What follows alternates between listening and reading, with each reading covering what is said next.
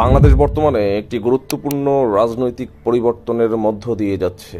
গত বছরের আগস্ট মাসে সাবেক প্রধানমন্ত্রী শেখ হাসিনার পদত্যাগ ও দেশত্যাগের পর নোবেল বিজয়ী অর্থনীতিবিদ মোহাম্মদ ইউনূসের নেতৃত্বে একটি অন্তর্বর্তীকালীন সরকার দায়িত্ব গ্রহণ করে।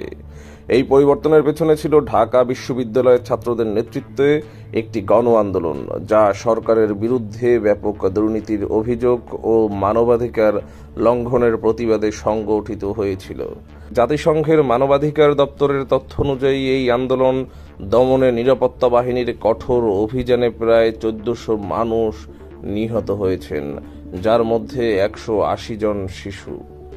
এই ঘটনাগুলোকে মানবতাবিরোধী অপরাধ হিসেবে বিবেচনা করা হচ্ছে। নতুন সরকার ক্ষমতায় আসার পর বিভিন্ন সংস্কারমূলক পদক্ষেপ গ্রহণ করেছে। প্রশাসন, বিচার বিভাগ ও নির্বাচন ব্যবস্থায় সংস্কারের জন্য ৬টি কমিশন গঠন করা হয়েছে। তবে এসব সংস্কার কার্যকর করতে রাজনৈতিক দলগুলোর মধ্যে ঐক্য প্রয়োজন। প্রধানমন্ত্রী শেখ হাসিনা ভারত থেকে বিতর্কিত বিবৃতি প্রদান করে উত্তেজনা বাড়াচ্ছেন। তার দল আওয়ামী লীগ ফেব্রুয়ারিতে বিক্ষোভ ও ধর্মঘটের ঘোষণা দিয়েছিল, যা দেশের স্থিতিশীলতার জন্য হুমকি স্বরূপ।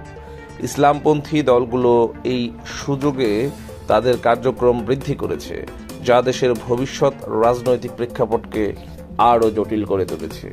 নির্বাচন কবে অনুষ্ঠিত হবে তা নিয়ে জনগণের মধ্যে বেগ রয়েছে।